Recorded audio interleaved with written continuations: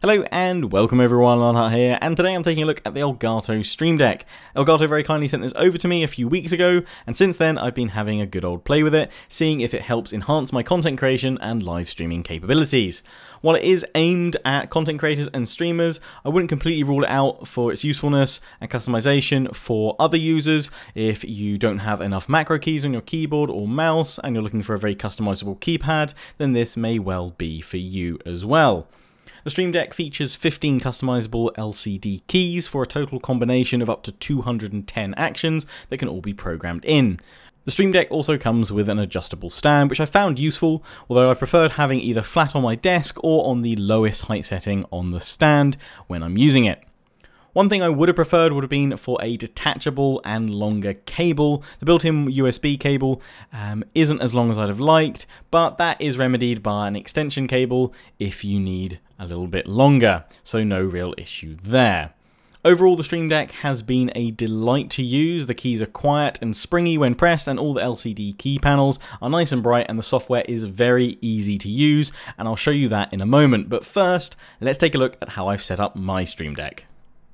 So along the top, I've decided to go with 5 shortcuts to my most frequented websites: YouTube, Twitch, Twitter, Facebook, and Social Blade, so I can keep an eye on all my video content, live streams, Twitter announcements, Facebook page content, and check out all the latest stats for my YouTube channel. Beneath that, on the left, I have 2 folders, one for Adobe Premiere Pro, which inside has the 3 main recording profiles that I use for editing various bits of content. So I have my main recording profile, then I have my Game of Thrones Crusader Kings 2 profile, which deals with my Twitch exports, and I have a profile for video reviews, which will be the profile that I'll use to edit the content of this video together. And then next to that, I have a render shortcut button for use in Adobe Premiere Pro. Once I've edited my video together, I just need to select the sequence, press that render button, and it will begin the process. Backing out of that folder and going over to the Photoshop icon, we go into that folder, and I've set up 2 rows of my 8 most used thumbnails for my current series. So these are all shortcuts to the various Photoshop files for each of my primary series that I'm doing at the moment. We have Dwarves of Khazad-dûm, we have the Prussia Let's Play for Napoleon Total War with Darth Mod, we have the Bretonnia thumbnail for the Warhammer campaign, I have my co-op with Mr. Smart Donkey thumbnail, and I have my Dawn of War 3 campaign thumbnail, my Game of Thrones thumbnail, and then we have my Battles New thumbnail, which I use for things like trailer impressions, just random thumbnails for kind of one-off videos. I have a lot of art assets that I can use for various different things, which all belong in that one. And then finally, we have the MSI logo, which is for my MSI review thumbnail projects. Coming out of the Photoshop folder, next to that I have Steam, obviously a very useful shortcut and application to have on there. That will open up Steam for me. Next that I have TeamSpeak, and then to the right of that I have an OBS folder, which has all the main scenes and commands and shortcuts for both recording content and for streaming. I probably do need to make another folder specifically for streaming because I want to include things like my emotes and other various pop-ups, alerts, and announcements that can all be programmed through the Stream Deck. But along the top row, we have Start OBS, so that will obviously launch OBS Studio for me. Next that, we have Recording Single Player Let's Play and Recording VR Let's Play. Both of these are different scenes, and it allows me to switch between them when I need to record normal Let's Play content for Total War or VR content, and it will just drop down to the scene I select. Then we have my channel avatar icon, which acts as my record button for OBS. Nice and easy there. Then below that we have 10 buttons dedicated to various functions, features, and scene selections for when I'm streaming on Twitch. These include different scenes from starting soon to taking a break, sending out a predefined Twitter message, a Twitch viewer counter, a way to change the title and game that I'm streaming, sending out a preset Twitch message, and running an ad, as well as toggling the webcam. So that's everything in this folder, my main content creation folder. I probably, as I mentioned, will separate these off into a YouTube folder and a Twitch folder, one for when I'm doing my offline single player campaigns and recordings, and one for Twitch streams, and that way I can add in shortcuts and hotkeys for all my emotes and things like that. But heading out to the main page again, bottom left I have shortcuts for 3 of the games that I'm playing the most at the moment. Total War Warhammer on the left, then next to that we have the One Ring icon for the Third Age mod, and next to that PlayerUnknown's Battlegrounds. Next to that I have another folder for media, which I just use for Spotify at the top, and then for media controls of previous track, pause, play, next track, and mute.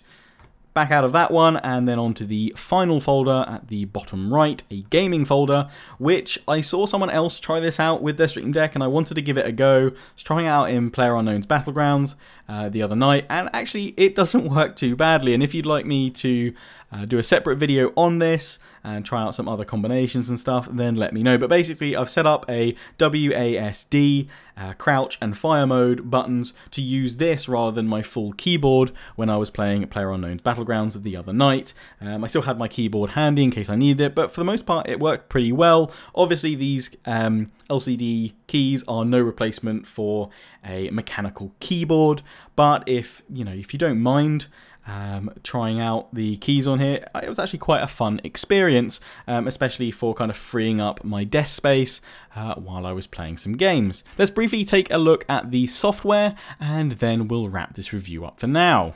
So here we are on my desktop taking a look at the Stream Deck software. I won't spend a huge amount of time here, but just show you some of the capabilities that the software offers.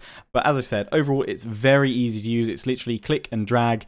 In fact, let's just jump into the media folder and show how easy it is. If I wanted to add, say, another website link, I just click and drag website into the key slot, and then type in the URL that I want it to go to. And then if I wanted to add an icon, you can either create new icon, which will launch Elgato key creator website, and it has a good range of preset symbols and icons that you can layer together. So it's quite useful, especially if you don't have Photoshop or you're not that confident in creating your own icons via that. It's actually quite quick and easy to do as well.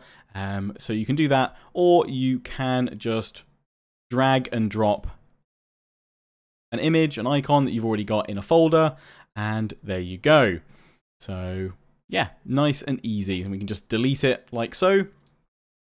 You have various options though, and there's a lot of preset key commands and shortcuts for Twitch, Twitter, OBS. There's Tippy Stream, and you know system options as well, so you can set a hotkey switch, your own custom hotkeys. You can set it to open an app or a file. So it's got pretty much everything you could need here. I do hope that they continue to work on expanding the range of things. Something I'd like to see, especially for OBS Studio, would be the option to switch between different profiles, especially if you use one profile for recording and another for streaming. But yeah, overall, it's got everything you could need in there, especially for Twitch. It's also got all their game capture stuff. So if you use one of their capture cards, then you can link it all up to that as well as a really solid expansion of your existing hardware. Finally, let's talk price. On Amazon UK, this retails at £139.99, and on Amazon US, it retails for $149.99. Now, a lot of you may think that's quite expensive for a customizable keypad, and yes, on the face value of it, it is quite expensive. However, Elgato are targeting this at streamers and content creators like myself, and personally, I found this invaluable. It's been a solid addition to my current setup, and it's really improved my workflow, not just providing hotkeys for while I'm recording, but also when I finish recording, when I'm editing in Adobe Premiere Pro, when I'm using Photoshop to quickly jump between various different projects, but also where this really shines is its live streaming capability. where you can easily switch between scenes in OBS, or you can use the game capture software if you have one of Elgato's capture cards. And I think the primary benefit here is that as a streamer, you want to be engaged with the chat, and you want to be engaged with obviously what you're playing. Having to then look down at various keyboard commands and things like that and other shortcuts to switch scenes often takes away from that experience. Whereas now with the Stream Deck, if you can have everything all pre-programmed in, already set up, then it's a very useful addition to have. Anyway, let me know your thoughts about the Stream Deck. Have you got one? Are you tempted by one? Are you a budding young YouTuber or streamer that's tempted to pick up one of these? This, like a lot of things within the content creation world, be it YouTube videos or live streams on Twitch, is an investment. And it's certainly by no means a requirement to do well on YouTube or Twitch, but I would definitely say from my own experience, it's been a bonus, and it's certainly helped my content creation and live streaming workflow. So, as always, I hope you've enjoyed this video. Again, big thanks to Elgato for sending me over the Stream Deck to have a play with and to use. Until the next one, don't forget to comment, rate and subscribe. Follow me on Facebook and Twitter, take pride and join the Legion, check out my affiliates and sponsors, Greenman Gaming, Overclockers UK and MSI. Until the next one, ciao for now.